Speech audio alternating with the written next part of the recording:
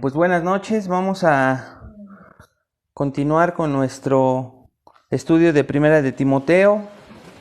Hemos ya, si se dieron cuenta, acabamos ya el capítulo 1. El capítulo 1 que consta de varios estudios. Y hoy vamos a comenzar el capítulo 2. El capítulo 2 de Primera de Timoteo, que trae temas también muy importantes, hermanos. Recuerden que el tema de Primera de Timoteo lo podemos encontrar en el capítulo 3. Si ustedes van al capítulo 3, versículo 16. Primera de Timoteo, capítulo 3, versículo 16.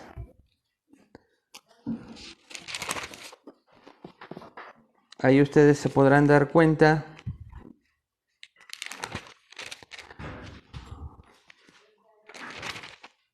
de lo que quería Pablo en el 15, perdón.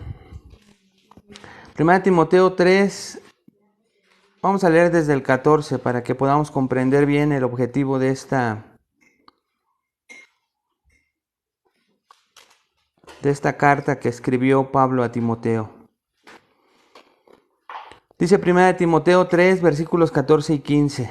Esto te escribo, aunque tengo la esperanza de ir pronto a verte. Y aquí viene el propósito. Esto te escribo para que si tardo, sepas cómo debes conducirte en la casa de Dios, que es la iglesia del Dios viviente, columna y baluarte de la verdad. Buenas noches.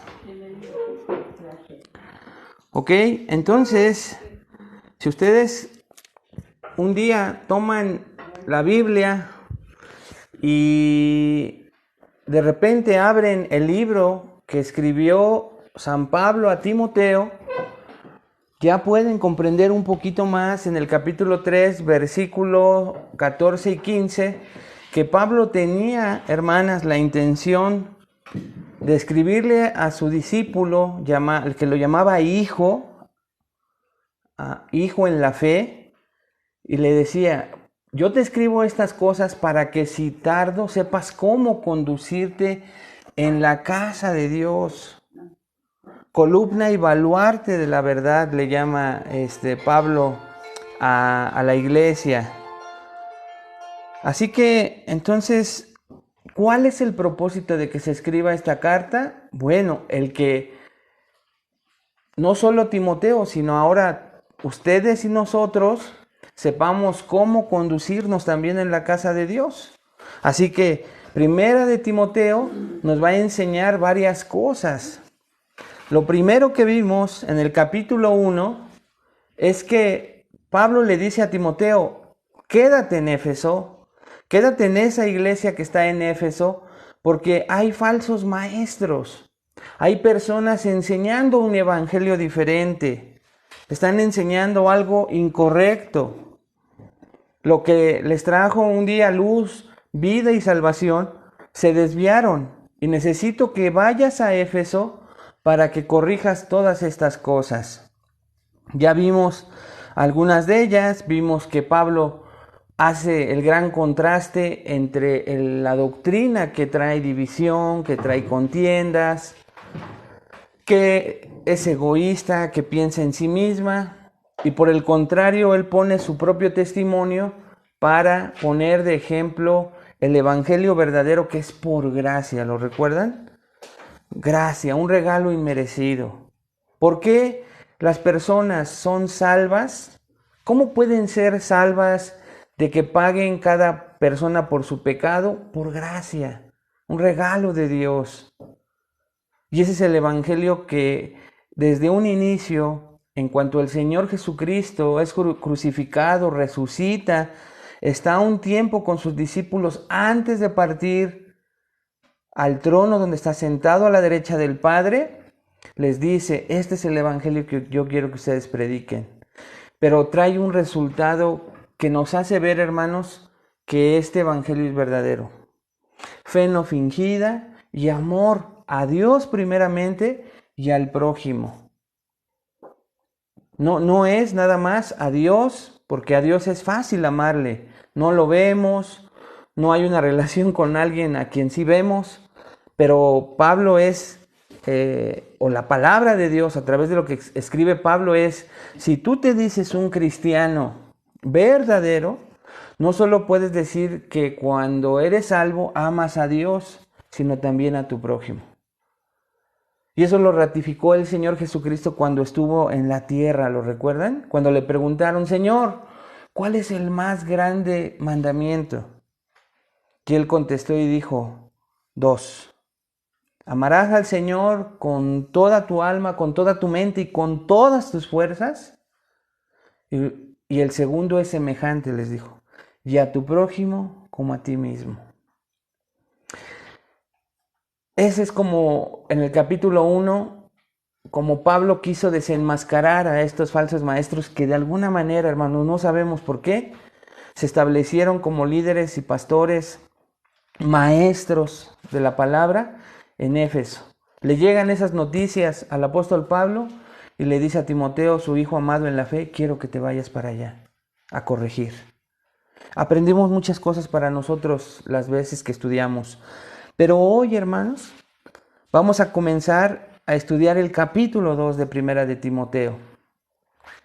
Y quiero darle lectura a los primeros 8 versículos. Escuchen con mucha atención, los que puedan sigan la lectura, pero si no, escuchen lo que dice la palabra de Dios en estos 8 versículos, que vamos a tratar de hoy avanzar lo más que se pueda. Dice la santa palabra de Dios y después de que terminemos de leer, vamos a orar para encomendar este tiempo en manos del Señor, ¿ok? Dice la palabra de Dios, exhorto ante todo a que se hagan rogativas, oraciones, peticiones y acciones de gracias por todos los hombres, por los reyes y por todos los que están en eminencia, para que vivamos quieta y reposadamente en toda piedad y honestidad. Versículo 3 dice, porque esto es bueno y agradable delante de Dios nuestro Salvador, el cual quiere que todos los hombres sean salvos y vengan al conocimiento de la verdad. Porque hay un solo Dios y un solo mediador entre Dios y los hombres, Jesucristo hombre, el cual, dice el versículo 6, hermanos, se dio a sí mismo en rescate por todos, de lo cual se dio testimonio a su debido tiempo. Para esto yo fui constituido predicador y apóstol. Digo verdad en Cristo, no miento, dice Pablo, y maestro de los gentiles en fe y verdad. Quiero, pues, que los hombres oren en todo lugar, levantando manos santas, sin ira ni contienda. Señor, te damos muchas gracias por esta noche. Gracias por la vida. Gracias, Señor, por el techo, por el alimento, por el abrigo y por tantas otras bendiciones que hoy hemos recibido de ti. Te agradecemos también por los problemas, por las circunstancias adversas, porque sabemos que en ti, Señor, nos ayudan a madurar y a crecer. A veces no lo comprendemos porque son duras las pruebas, Padre, que tú permites en nuestras vidas. Permítenos, por tu gracia, aprender a agradecerte por ellas, aunque no las entendamos. Queremos rogarte, Señor, esta noche, que bendigas esta palabra de manera que podamos, Señor, aquellos que ya te conocemos, avanzar en nuestro crecimiento para ser formados a tu imagen, a la imagen de tu bendito Hijo Jesucristo, mientras tú llegas por nosotros, Padre. Pero también queremos pedirte que esta palabra traiga salvación. Salvación, Señor, a quien la oiga, porque te va a escuchar a ti, Señor, no a un hombre. Quita de mí toda palabra humana y deja que permanezca solo tu palabra, Señor. Te lo pido en el nombre de Jesús. Y ayuda, Señor, a mis hermanos a comprender este texto y que tu palabra, Señor, nos santifique y que también salve, Señor, si es necesario. Te lo pedimos, Señor, en el nombre de Cristo Jesús. Amén. Ok, hermanos. ¿Qué encontramos en estos 8 versículos? ¿Qué encontramos? Bueno, aquí vamos a estudiar 5 características de la oración por los perdidos. 5 características de la oración por los perdidos que te ayudan a ver la importancia de su mandato, porque Pablo manda que se ore por los perdidos. Fue lo que leímos y ahorita nos vamos a ir despacito para que lo vayan comprendiendo. Pero si pudiéramos resumir estos 8 versículos, aquí vemos 5 características de la oración por los perdidos que te ayudan a ver la importancia de su mandato. ¿En qué contexto es esta oración? Cuando la iglesia se reúne, hermanos. Cuando la iglesia se reúne, ahí es donde vemos que tiene una importancia tal este mandato de orar por los perdidos, que ustedes se van a dar cuenta cómo a veces, pues por desconocimiento sobre todo, no es que a veces queramos, pero a veces por desconocimiento menospreciamos la oración. Si a veces nos cuesta trabajo orar solos, a veces nos cuesta trabajo orar pues de manera individual, imagínense, todavía es más complicado orar pues con la iglesia. Así que vamos a ver estas 5 características de la oración por los perdidos que te ayudan a ver la importancia de su mandato. La primera característica la vemos en la primera parte del versículo 1 del capítulo 2. Y ahí vamos a ver la naturaleza de la oración por los perdidos. La naturaleza de la oración por los perdidos. Vean lo que dice la primera parte del versículo 1. Exhorto ante todo, dice Pablo, a que se hagan rogativas, oraciones, peticiones y acciones de gracia. La primera palabra o frase, hermanos, nos ayuda a comprender la importancia que tiene la oración para Dios. Porque recuerden que son palabras dadas por Pablo, pero la Biblia es la palabra de Dios. Entonces, para Dios, la oración corporativa por los perdidos es algo muy importante. Por eso es que comenzando el versículo 1 dice, exhorto ante todo. ¿Ya lo vieron? Exhorto viene de una palabra que se usaba en el ejército y se daba antes de comenzar una batalla en el sentido de animar, de dar la orden o mandato para que sea cumplido. Esta palabra se daba con pasión a lo mejor por el capitán de un ejército, para animar a su ejército. Imagínense diciéndole, ahora vamos contra el enemigo. Pero aquí Pablo la utiliza para decir, exhorto ante todo. Este ante todo, y ustedes se van a dar cuenta que en estos versículos esta palabra todo, todas, todo, la vamos a encontrar muchas veces, por lo cual es muy importante entenderlo. Dice, ante todo, primero de todo. Esta palabra no se refiere a primero en tiempo, sino a primero en importancia, hermanos. Quiere decir entonces que cuando la iglesia se reúne, la oración de la iglesia por los perdidos, o por lo que Dios nos va a mostrar ahorita, es de suma importancia. Ante todo, primero de todo. No quiere decir que la iglesia comience cada domingo que se reúne orando por los perdidos y por todo lo que nos va a decir a continuación Pablo, pero dice, es importante que lo hagan, ante todo.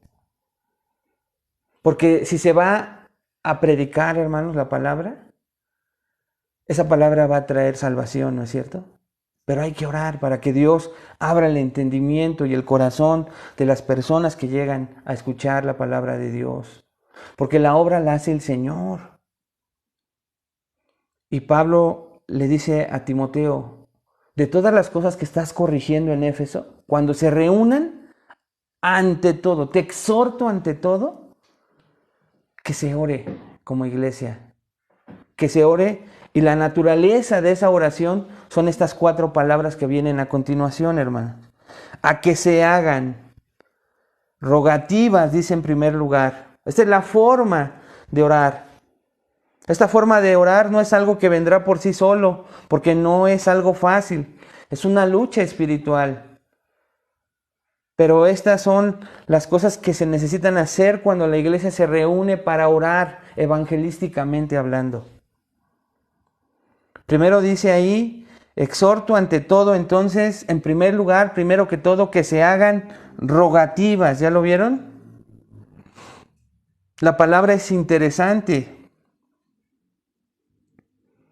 Esta palabra es como la utilizaban en el hebreo cuando se tenía la oportunidad de poder estar ante un rey.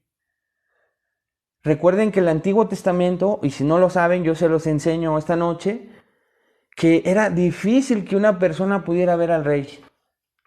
De hecho, si la persona se pasaba sin permiso a ver al rey, era muerte segura. El rey tenía que estar en toda la disposición para recibir a la persona. El rey tenía que saber que la persona que lo quería ver tenía una necesidad tan grande que por eso accedía a ver a la persona.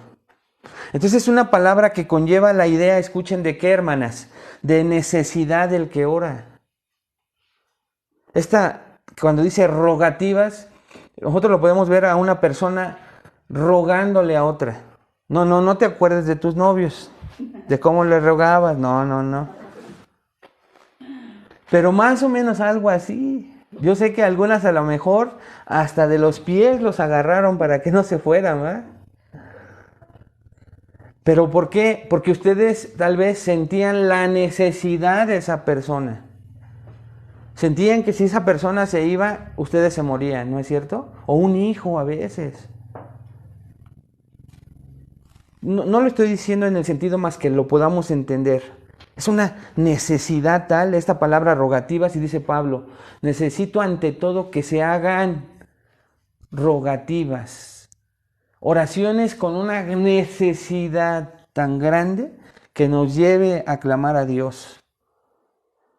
Esta palabra entonces nota la palabra del verbo tener necesidad. Viniendo de un verbo que significa faltar, este término quiere decir que la oración que emana de un sentimiento de necesidad, una consciente sensación de necesidad es esencial, hermanas, para la oración eficaz. Si no hay necesidad, oramos menos. Cuando hay una necesidad grande, es más fácil que oremos, ¿no es cierto? Entonces, cada vez que la iglesia se reúna, tiene que reunirse pensando en la necesidad de pensar en quienes todavía no conocen a Cristo, como los que nos reunimos ya lo hacemos. ¿Te das cuenta cómo es diferente a lo que los falsos maestros enseñaban? Cuando vimos en el capítulo 1 que ellos eran los que querían ser maestros de la ley, querían ser los que querían figurar, querían ellos ser los que querían ser alabados, pero eso se repetía en la gente. Por el contrario, la sana doctrina siempre piensa en el necesitado. Y ahí ve una gran necesidad en la gente de allá afuera, en su muerte espiritual, en que algún día caminamos como ellos, sin sentido, sin saber a dónde íbamos, muchas veces bien desesperados. Y por gracia alguien nos compartió el Evangelio, ¿no es cierto? Así que Pablo le dice a Timoteo, recuérdale a la iglesia de Éfeso, y esta noche a ti como iglesia, cada vez que te reúnas, ve también y lleva contigo la gran necesidad de orar por los que todavía no conocen de Cristo. Rogativas entonces son pedidos que uno hace a la luz de una u otra situación concreta en la cual, escuchen esto, sabemos que solo Dios puede suplir la ayuda que se necesita.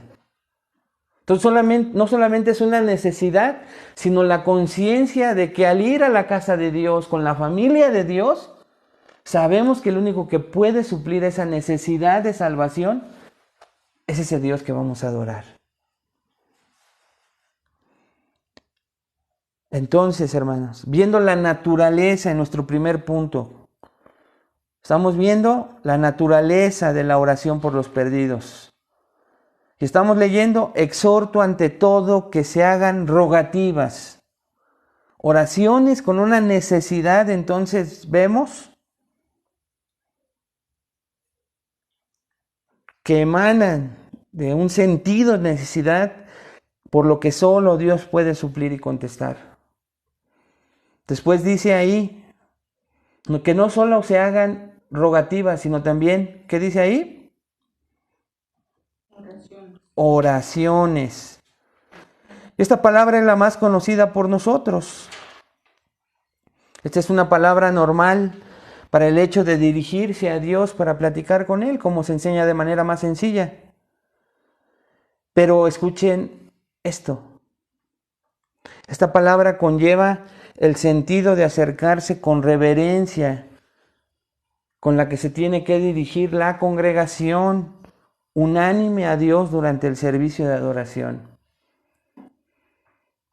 En algunas iglesias, cuando ustedes ven, como lo hacemos nosotros, están los avisos, ya sea en la oración después de la lectura o la oración previa a la predicación de la palabra, los edecanes, sugieres o diáconos, como se les llame en las diferentes iglesias, no dejan entrar a nadie, hermanos.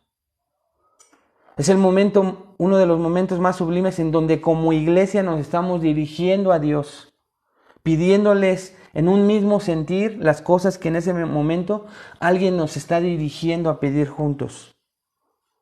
Ese sentido de oración es esta palabra. Entonces, no solamente que se vaya con la necesidad consciente de que solo Dios puede suplir la oración por los perdidos, sino que nos acerquemos a platicar con Dios, todos con reverencia, y que no sea, ahorita que no están, o que ahorita que están orando y cerraron sus ojos, en este momento me voy al baño. Porque a veces en la tradición evangélica se ha buscado eso. O sea, somos tan fáciles, hermano, están en la oración. No, para Dios es importantísima la oración como iglesia. Pues yo como veo que es cuando más nadie me puede ver que puedo hacer algo, veo mi mensaje o lo contesto. No. Es un momento reverente donde como iglesia, por unos instantes, 1 minuto, 2 tal vez, a veces un poco más, nos estamos dirigiendo juntos como un cuerpo al Rey de Reyes y Señor de Señores. Porque ya después no lo hacemos, si se dan cuenta. Lo hacemos tal vez los martes, cuando nos reunimos en otro momento. Por eso tiene que ser reverente. También dice peticiones, en tercer lugar. Entonces, sigamos y regresemos. Exhorto ante todo que se hagan rogativas, ya vimos de qué manera, oraciones y ahora en tercer lugar, peticiones. Esta palabra, dice un comentarista, observa que la palabra conlleva la idea de encontrarse con alguien con el propósito de conversar libremente. Habla de comunicación y de hablar por alguien. Entonces, también lo conocemos como interceder por otros. Esta palabra se refiere a interceder por otras personas como iglesia, así como vimos, lo hacía el pueblo de Israel, lo hacían los reyes, lo hacían los profetas, intercediendo por otras personas. Normalmente, luego me dicen que por qué hay oro por los enfermos, porque estábamos intercediendo, porque a lo mejor algunos no pudieron llegar el domingo porque están en enfermedad. Entonces parece que no, pero es un momento en el que estamos intercediendo por otros como iglesia. Cuando lo llegamos a hacer los martes, lo hacemos en 3 grupos diferentes, con la iglesia repartida en diferentes horarios. Pero el domingo es cuando la mayoría estamos juntos y es un buen momento para orar e interceder por otros, ¿no creen? El Señor se agrada. Entonces, hasta ahorita hemos visto 3 palabras que indican el carácter de la oración. Pero ahora viene otra palabra que dice acciones de gracias. ¿Ya lo vieron? Acciones de gracias.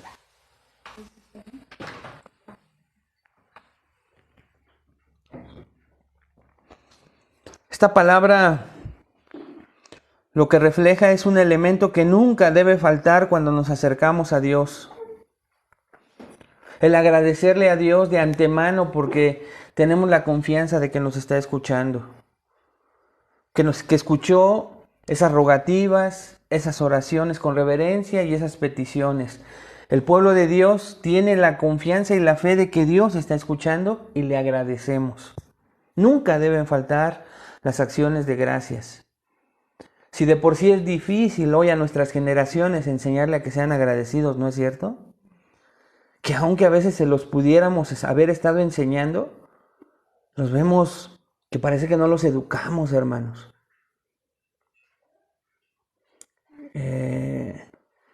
Y peor todavía, yo veo que algunos papás todavía le dan el codazo a los jovencitos, a los niños que no saben agradecer.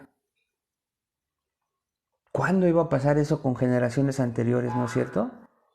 A mí mi abuelita me arrancó varias patillas por no decir gracias. ¿Y cuántas gracias le doy por esas patillas arrancadas? Unos cocos, no sé, eran famosos, no eran cocos de... Cocos eran cocos en la cabeza que nos daban nuestros abuelitos y nuestros papás por ser irrespetuosos, pero sobre todo por no saber dar gracias, ¿no? Y todo, ¿verdad? Hasta eso hemos llegado, sí es cierto. Entonces, Pablo le dice a Timoteo que recordemos que después de que hagamos nuestras peticiones, nunca olvidemos darle gracias a Dios. Nunca lo hagamos, hermanos. Demos gracias a Dios de antemano.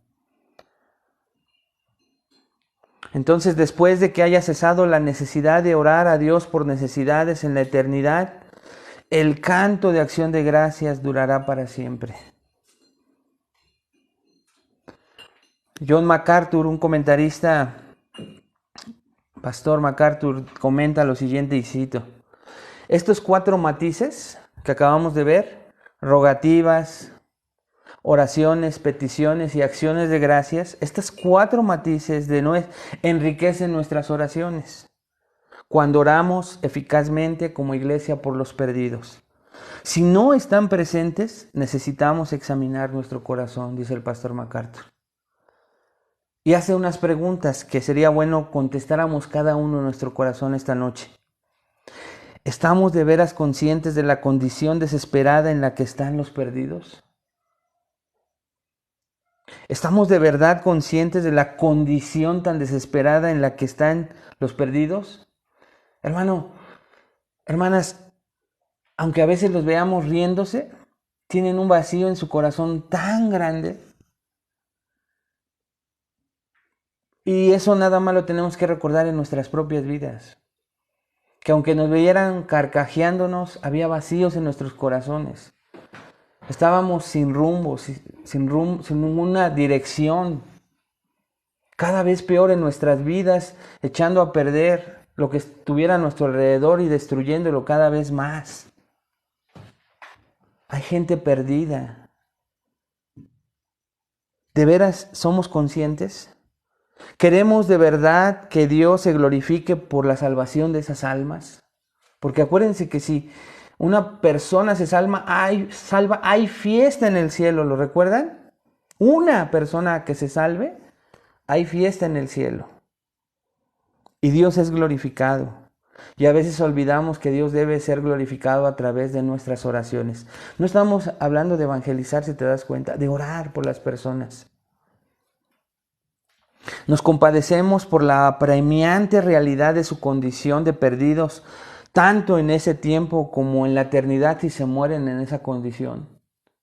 Tú y yo sí sabemos lo que dice la Biblia de las personas, cuál es su destino si se mueren sin Cristo, aunque se burlen, no crean en el infierno, no crean en que se la van a pasar separados de Dios, que crean que después de que se muere ahí se termina todo, o que van a reencarnar en un animal. Eso es mentira. La Biblia es clara y dice que después de la muerte es el juicio. Tenemos que pagar por cada uno por nuestros pecados. Pero si creemos que alguien ya pagó colgado de la cruz, derramando su sangre, y ponemos nuestra fe en Él, somos salvos de ese juicio. Y tenemos que ir a decirles: cree en el Señor Jesucristo. Cree que Él perdonó tus pecados en esa cruz, arrepiéntete de ellos. Y pon tu fe en Cristo y serás salvo. Y aunque mueras en esta tierra, vivirás eternamente a su lado. Y decirle: ¿lo crees? Que nos diga sí y que ahí el Señor obre salvación. Necesitamos, hermanos, orar por eso. Si somos indiferentes es porque no estamos obedeciendo a estos imperativos, estas son órdenes. Y por consiguiente no entendemos la naturaleza de la oración por los perdidos. No entendemos que esta lleva el sentido de necesidad que solo puede suplir Dios. Por eso tenemos que rogar a Dios, porque sabemos que es el único que salva. No podemos ir a ningún otro lugar ni decirle al pastor o a alguien que tiene un don evangelístico: por favor, ve a compartirle a tal persona. Porque aunque fuera, si Dios no obra en esa persona, no va a ser salva. Por eso tenemos que orar antes, hermanos amados. La conciencia también de que el Espíritu de Dios intercede. Tenemos que hacerlo de manera reverente, y más cuando nos reunimos como iglesia, no lo olviden. Porque gente nos está viendo en internet, gente está tocando y está entrando por esa puerta, a lo mejor un domingo. Y tenemos que estar orando junto con la iglesia para que Dios obre salvación.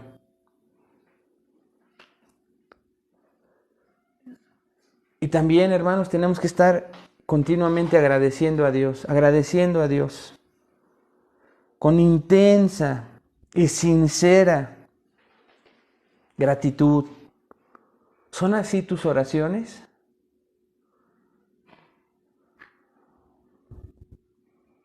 Ya vimos entonces, en primer lugar, la naturaleza de la oración por los perdidos. Ahora vamos a ver en segundo lugar la extensión de la oración por los perdidos, hermanos. Versículos 1 en la segunda parte hasta la primera parte del versículo 2. Si se dan cuenta, vamos despacito, pero ya se dieron cuenta cuánto jugo le sacamos a las primeras frases.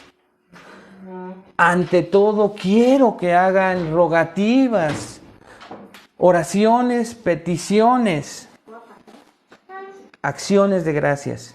Y ya vieron cuánto salió de esto, porque es la palabra de Dios la que se está predicando. Pero ahora vamos a ver la extensión de la oración por los perdidos. Recuerden, el contexto es cuando estamos reunidos como iglesia, como hoy, ya sea en internet o aquí los que estamos presentes.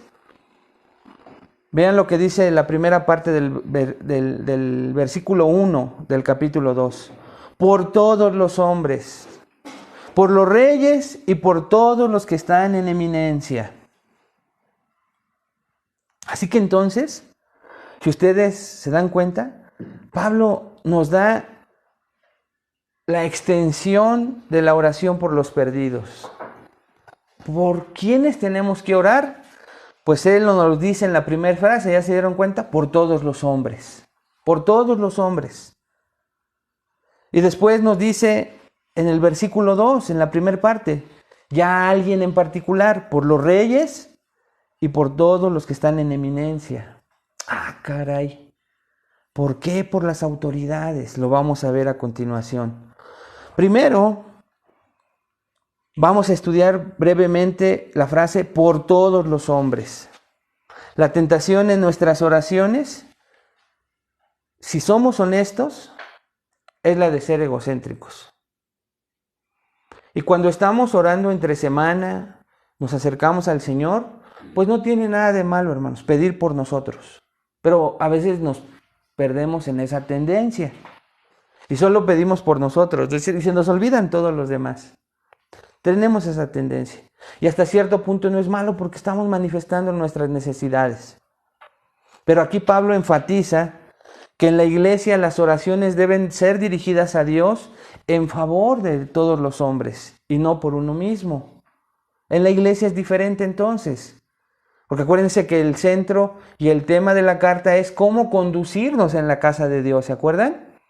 Entonces, si bien es cierto que no tiene nada de malo, si no exageramos en orar por nuestras necesidades, estando en casa, en el trabajo, en la calle, orando con el Señor y pidiendo por nosotros, no pasa nada. Pero cuando vamos a la iglesia, cuando nos reunimos entre hermanos, ahí hay que dirigir nuestras oraciones a Dios favorablemente, normalmente, intercediendo a favor de los demás. Aquí lo dice, por todos los hombres. Tampoco tiene nada de malo si te añades, ¿no? Como lo hacemos los martes. Que a veces hay cargas que hay que poner delante de Dios. Pero normalmente oramos por otras personas, ¿no? El término todos aparece 5 veces entre los versículos 1 al 7. Lo cual demuestra tanto la extensión de las oraciones como también la extensión del amor de Dios, hermanos. Dice, sobre todos los hombres. Esta frase algunos dicen que consideran el énfasis como una reacción al exclusivismo de los falsos maestros. Recuerden, no perdamos el contexto de que se fue a combatir a falsos maestros y que los falsos maestros normalmente oran. Escucha por qué. Por su prosperidad y piden que se ore continuamente por ellos, o por la tuya para que seas más egocéntrico, para que se siga pidiendo por tu fruto, por tu milagro, por tu pacto con Dios. ¿Han escuchado muchas de esas oraciones? ¿No es cierto? Pacta con Dios. No, hermanos. Dios no es un mercenario. Dios es el Rey de reyes y Señor de señores. Así que entonces Pablo, contrastando lo que hacen los líderes religiosos falsos, enseñándole a la gente a pensar primero en uno mismo, le dice, no, por todos los hombres. Que las rogativas, las oraciones, las peticiones y las acciones de gracias sean en primer lugar por todos los hombres. Y después nos da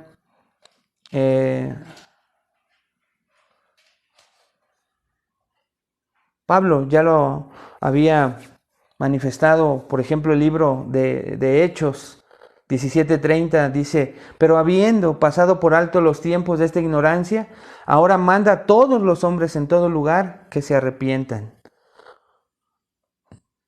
Un comentarista dice, como miembros de la verdadera fe universal, los creyentes deben ejercitar una preocupación e intercesión por el mundo oscurecido por el pecado. Debemos de preocuparnos de que la mayoría de las personas a nuestro alrededor están en obscuridad, están perdidos, están en la locura como nosotros estuvimos algún día.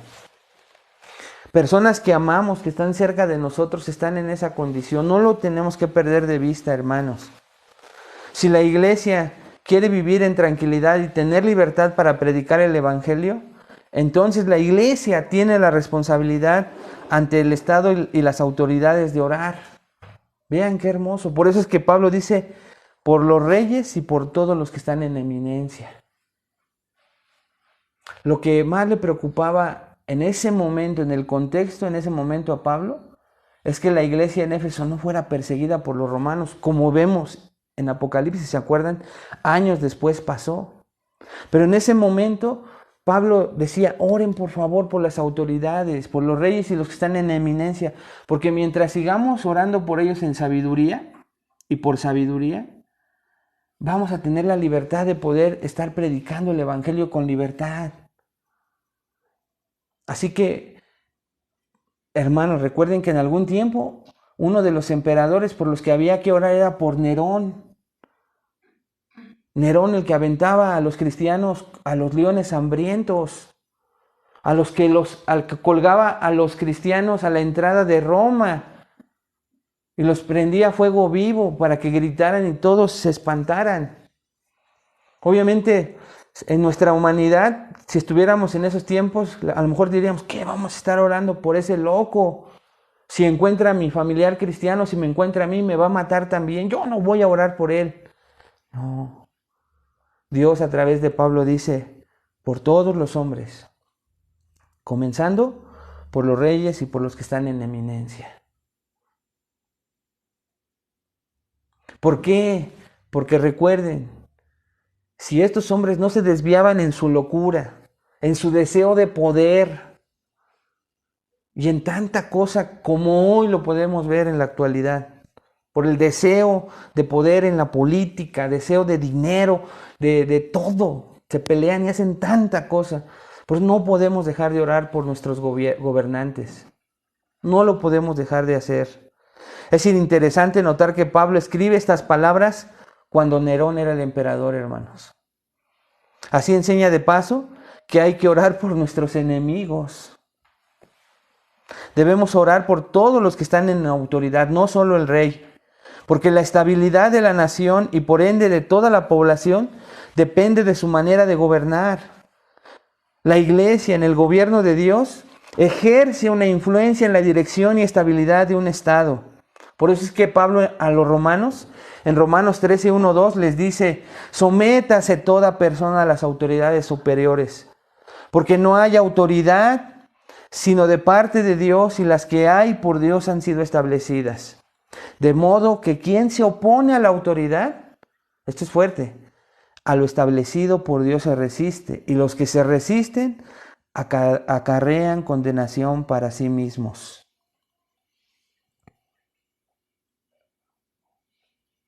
Dios puso a esos gobernantes. Aunque ellos piensen que ellos lo lograron por su astucia, por sus trampas, por su elocuencia, por su inteligencia, no. Toda persona que está en autoridad es puesta por Dios. Y por eso nosotros necesitamos orar por ellos. Hermanos, hace no mucho, ustedes tal vez vieron en las noticias a un diputado, bueno, que ahora es diputada porque es una transgénero, y este hombre transformado en mujer, permitido por la medicina y lo legal y todos los derechos que el gobierno le ha dado,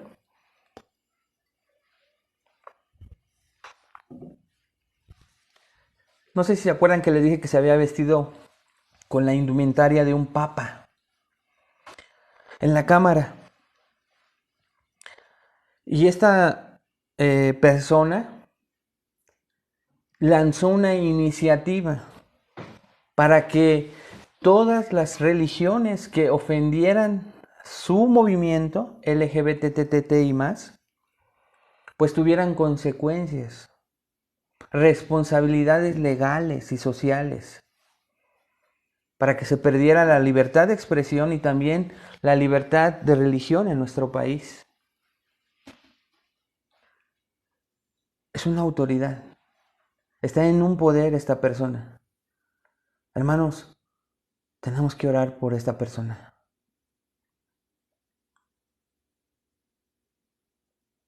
Lo más fácil sería juzgarla y juzgar sus acciones, pero tú y yo venimos, tal vez de haber hecho peores cosas. Si a lo que ella le llama que no es malo, nosotros también en aquel momento le llamábamos no malo a lo que hacíamos y lo defendíamos a capa y espada. Y aunque a los ojos de Dios no podemos decirle que está bien, también decirle que no podemos ni tenemos el derecho a juzgarla de ninguna manera. Quien le va a juzgar va a ser el creador del universo. En su momento, tenemos que orar por ella. Tenemos que orar por esta persona. Pero también por otros que tienen sus propias debilidades y pecados. ¿Pero saben para qué? Para que no se depraven más. para que no se vuelvan más locos y estén levantando más iniciativas que un día impidan que tú y yo tengamos una Biblia allá afuera con libertad, que nos impidan reunirnos como lo podemos hacer ahorita libremente, como pasa en otros países. Y hasta que no llegue a pasar eso, tal vez la iglesia se va a ver movida a orar, pero no es necesario, hermano. Por eso estos recordatorios hermosos. Oremos por ellos continuamente. La Biblia nos enseña el derecho divino de los reyes, pero sin establecer la voluntad divina para el gobierno organizado, como lo vimos en Romanos 13. Los creyentes entonces, escuchen esto, hermanas, deben orar a favor de la oficialía gubernamental porque está dentro de la voluntad de Dios para un mundo caído. Los creyentes saben que toda autoridad es dada por Dios, por tanto, como seguidores de Cristo, lo respetamos. Esta afirmación es más poderosa cuando comprendemos que Pablo pedía a los creyentes que orasen por líderes gobernantes como Nerón. Así que aún el peor a nuestros ojos, hoy en día es nuestra responsabilidad orar por ellos.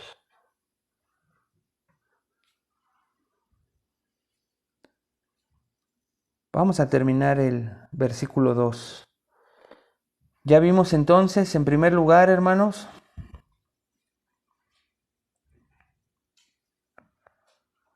estamos viendo 5 características de la oración por los perdidos que te ayudarán o que te ayudan a ver la importancia de su mandato. Número 1, la naturaleza de la oración por los perdidos, ya lo estudiamos. Acabamos de ver la extensión de la oración por los perdidos, por todos los hombres, e inmediatamente las autoridades en particular, dice Pablo a Timoteo. Y a continuación dice el fruto de la oración por los perdidos. Vea lo que dice la segunda parte del versículo 2. Voy a hacer una pequeña pausa, un paréntesis, por esta frase por todos los hombres, porque Pablo cuando dice por todos los hombres, lo digo de manera muy, muy rápida, para que no se me pase. Sé que hay algunos hermanos que estudian en el seminario y dicen, esa frase es importante que la expliques. Y no es que se me haya olvidado, simplemente aquí se me fue el dedo, pero aquí está. Esta frase, obviamente no quiere decir literalmente, no acabaríamos nunca, ¿están de acuerdo? Si empezamos a orar por todos los hombres. O que también digamos, pues por todos los hombres en la tierra y tú los conoces, Señor, y ahí se acaba. No. La frase por todos los hombres significa en el contexto de la iglesia por la cual a la cual está pidiendo Pablo a Timoteo que ore, que es Éfeso. Por ejemplo, te voy a decir una cosa que a veces todos no significa todos. Nosotros aquí, hermanos que están en internet, sabemos quiénes venimos, ¿no? ¿Y ahorita estamos todos? No. No. Pero cuando decimos no estamos todos, pues no cabríamos todos. En el sentido de la palabra todos. Todos los que sabemos vienen aquí, sabemos quiénes faltan. Entonces a veces todos no significa todo Azcapotzalco, por ejemplo, ¿no? No, todo el grupo que últimamente se ha estado reuniendo, de las que vienen regularmente, falta alguna. Entonces podríamos decir, no estamos todos, todas no, porque si no, yo no, ¿verdad? Pero te pasa lo mismo a ti. De hecho, hay versículos en donde al Señor Jesucristo de repente lo están buscando y le dices, todos te estamos buscando, todos sus discípulos. No toda la gente. Entonces aquí pasa exactamente lo mismo. Tenemos una responsabilidad de orar por todos los hombres, pero no lo vamos a poder hacer el domingo porque no nos daría tiempo. Sino Dios pondrá en nuestro corazón a quien guíe a orar por todos los que en ese momento el Señor disponga en su corazón, ponga en el corazón de la persona que nos guía. Eso es muy importante saberlo, porque ahorita vamos a llegar a un punto doctrinal muy importante. Entonces, bueno, no, hoy no, pero vamos a llegar. ¿Se acuerdan de ese por todos los hombres? ¿Ok? Entonces, ahora sí vamos al último punto de esta noche, el fruto de la oración por los perdidos. Vean lo que dice ahí en el versículo 2. Primera de Timoteo 2:2, la segunda parte. Para que vivamos quieta y reposadamente en toda piedad y honestidad. Para que vivamos, para que llevemos una vida en griego. Estas palabras indican no el contenido de la oración, sino el resultado previsto de la oración. ¿Para qué hay que orar por los reyes y por los que están en eminencia? Para que vivamos quieta y reposadamente en toda piedad y honestidad. Estas palabras también se las dijo Pablo a Tito, allá en Tito 3, versículos 1 al 3. Ahí le dijo Pablo a Tito, recuérdales que se sujeten a los gobernantes y autoridades, que obedezcan, que estén dispuestos a toda buena obra, que a nadie difamen, que no sean pendencieros, sino amables, mostrando toda mansedumbre para con todos los hombres. Porque nosotros también éramos en otro tiempo insensatos, rebeldes, extraviados, esclavos de concupiscencias y deleites diversos, viviendo en malicia y envidia, aborrecibles y aborreciéndonos unos a otros. Aquí Pablo con Tito se va a recordarle a Tito de dónde nos sacó Dios. Porque ¿quién de nosotros no era así, hermanos? Dice, porque nosotros también en otro tiempo éramos insensatos, rebeldes, extraviados, esclavos de concupiscencias y deleites diversos. Todos venimos de allá, viviendo en malicia y envidia, aborrecibles. ¿A cuántos les caíamos gordos, no es cierto? Pero sobre todo aborreciéndonos unos a otros. Así que recordando cómo nosotros nos conducíamos con los demás, Pablo le dice a Tito, recuérdales que se sujeten a los gobernantes y autoridades, como ellos sean. No está diciendo a los buenos gobernantes, a los honestos, dice a todos. Esa es la marca para un cristiano, ¿ok? Porque recuerden que quien gobernaba cuando se escribieron estas palabras era Nerón y estaba loco y hacía locuras y torturaba a los creyentes. Pero dice, para que vivamos entonces quieta y reposadamente. Las palabras son sinónimas y la diferencia está en que quieto habla de la ausencia de conflictos externos o de fuera, mientras que tranquilo habla de conflictos y disturbios internos en nuestro corazón. Así que si queremos vivir quieta y reposadamente, con paz exterior e interior, hay que orar continuamente por los gobernantes y por todos los hombres, ¿se dan cuenta? El propósito de pedir a Dios estas cosas cuando nos reunimos como iglesia no es tanto para tener esa vida tranquila, como si ese fuese el principal fin deseado. Más bien, es el propósito de tener una vida quieta, que es el de poder servir a Dios. Porque si hay una vida quieta, como les dije hace un momento, vamos a poder servir a Dios. Pero si dejamos de orar por nuestros gobernantes, estos se pervierten cada vez más, se desvían cada vez más, no solamente, hermanos, vamos a seguir viendo que sigan permitiendo el aborto, que siga habiendo matrimonios con personas del mismo sexo, no solamente que estén estas personas del mismo sexo adoptando niños y creando familias, como ellos consideran, sino más cosas, hermanos, que el mismo gobierno va a ir autorizando. Pero ¿sabes por qué? Muchas veces por la falta de oración de la iglesia cada vez que se reúne. A ver, hermanas, aquí siendo honestas, esto era una continuidad en sus iglesias cada vez que se reunían. No.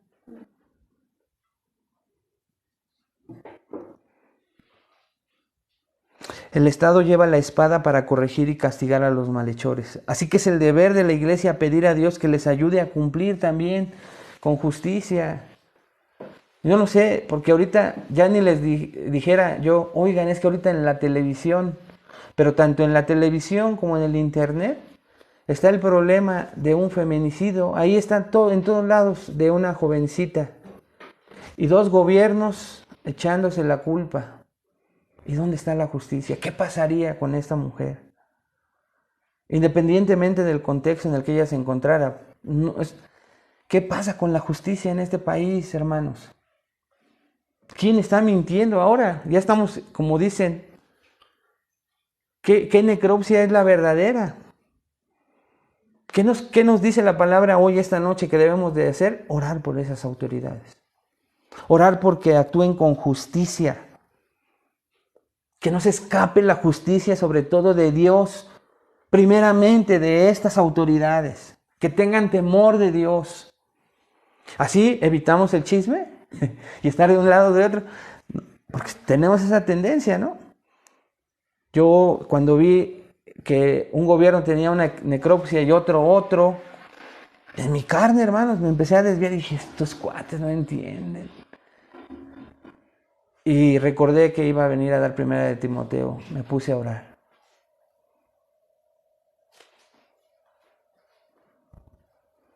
Juan Calvino, ¿se acuerdan de él? Algunos. Él dice, la calma interna que viene de la ausencia de influencias de afuera es una actitud de pasar por alto las noticias de las cosas políticas porque el creyente entiende que Dios está en control.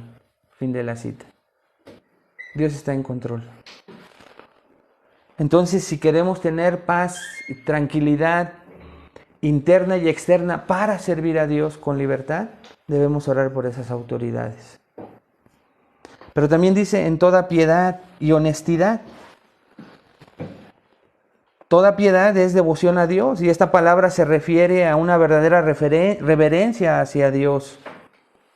Y honestidad, esa palabra indica seriedad moral que afecta tanto el comportamiento externo como las intenciones internas.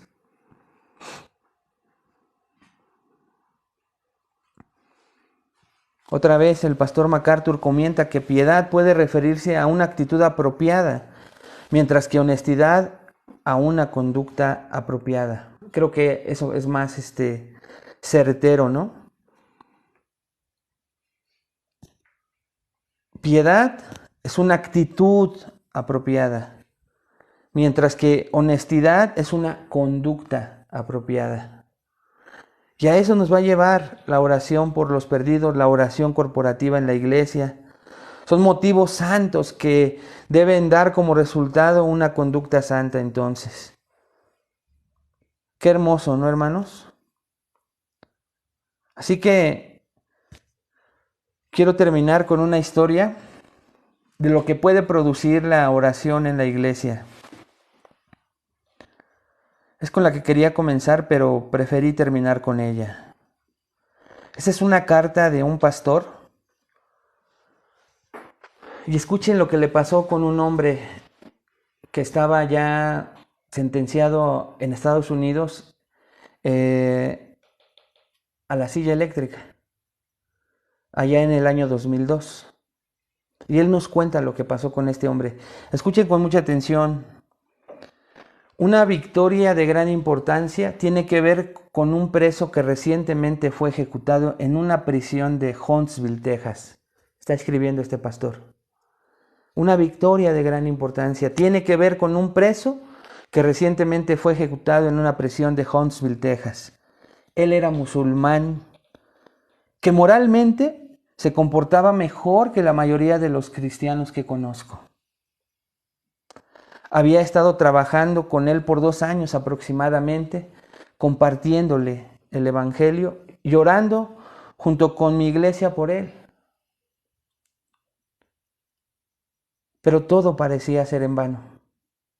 Él me escribía finalizando sus cartas con la siguiente frase: Alá sea contigo.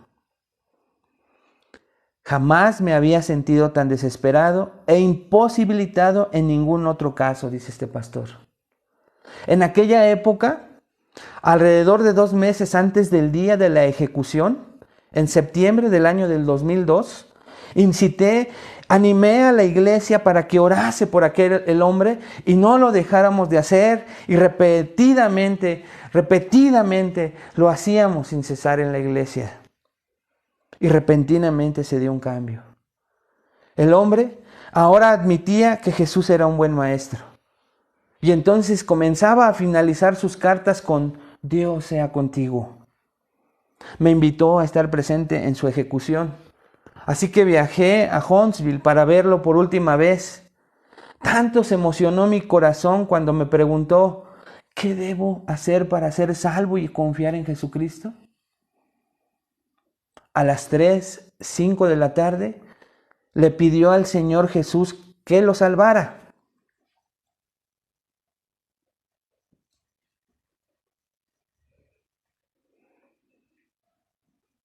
...51 horas y 12 minutos después, fue ejecutado. Exactamente 2 horas antes de su ejecución, me guiñó el ojo y me dijo, te amo y estaré esperándote en los cielos. Las últimas palabras que pronunció en la tierra fueron las siguientes: Dios perdona. Él es el más grande. Murió con una paz reflejada en su rostro, que aún el guardia comentó lo que sus propios ojos veían. Todo lo que hicimos en nuestras fuerzas fue inútil hasta que nos convencimos que la oración por su vida, era ponerlo en manos de Dios y su gracia salvadora. Fue entonces cuando vimos un quebrantamiento en su ser que lo hizo tan abierto al evangelio que inclusive me preguntó cómo podía ser salvo. Ahora Él está en el cielo porque aprendimos a orar efectivamente por los perdidos. Gracias por hablar a nuestra congregación de la verdad acerca de la oración corporativa y evangelística. El Señor les conceda a ustedes, a quien se les está predicando este pasaje, gran éxito en la cosecha de los últimos tiempos. Oremos, hermanos. Señor,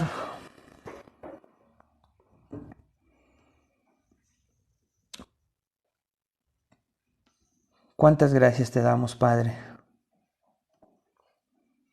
por enseñarnos en tu bendita palabra lo importante que es para ti la oración cuando nos reunimos como iglesia, y sobre todo, Señor, la oración por los perdidos, la oración por todos los hombres, Señor, que no te conocen.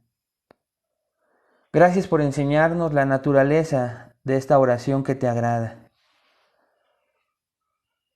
Ayúdanos, Padre, a que cada vez que nos reunamos podamos ver esa necesidad de nuestra oración, esa necesidad de nuestra rogativa por las almas perdidas. Porque un día anduvimos de igual manera, Señor, necesitados de ti en gran manera, para que al ir con esa necesidad, nuestras oraciones por los perdidos, Señor, cada vez sean más profundas, sinceras, con reverencia, Señor. Ayúdanos a respetar el tiempo de oración en tu casa, por los perdidos, Señor. Ayúdanos a interceder por ellos cada vez que nos reunimos como iglesia. Hoy lo hacemos, Señor. Te rogamos por todas aquellas personas que no te conocen, Padre. Ten misericordia de sus vidas como la tuviste de nosotros. Alcánzalo, Señor. Toca sus mentes y sus corazones como lo hiciste un día cuando nosotros, Señor, en nuestra necesidad más grande volteamos al cielo. En nuestra necesidad más grande, alguien, Señor, tocó a nuestra puerta, tocó nuestra espalda, nuestro brazo y comenzó a hablarnos del Evangelio. Lleva tu palabra a los perdidos, Padre. Te lo rogamos esta noche. Ten misericordia de ellos.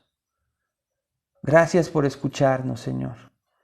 Gracias, Padre. Te rogamos también por nuestro presidente en esta noche. Te rogamos por cada figura de autoridad.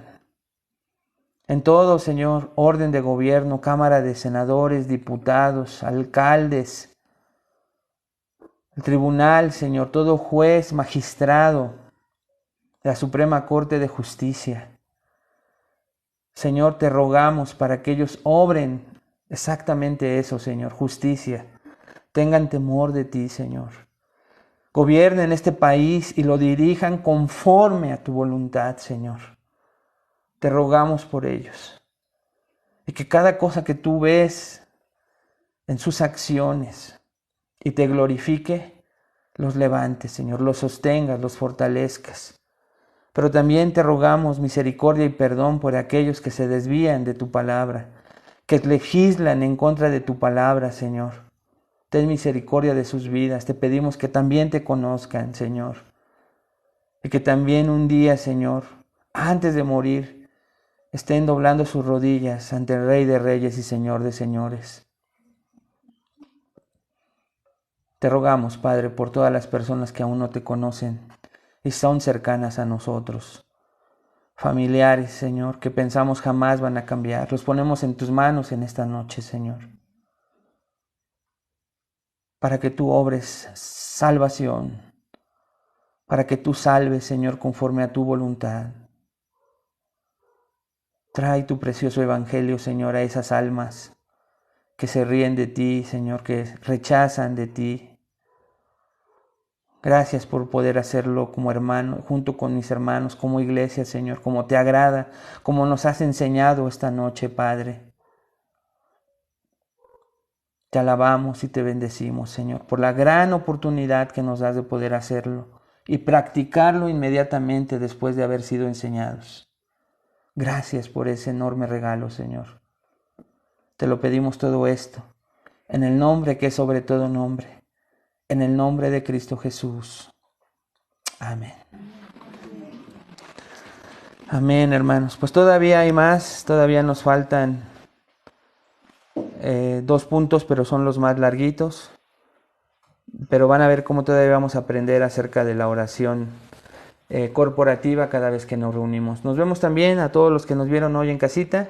Que Dios les bendiga a todos. Nos vemos la próxima semana.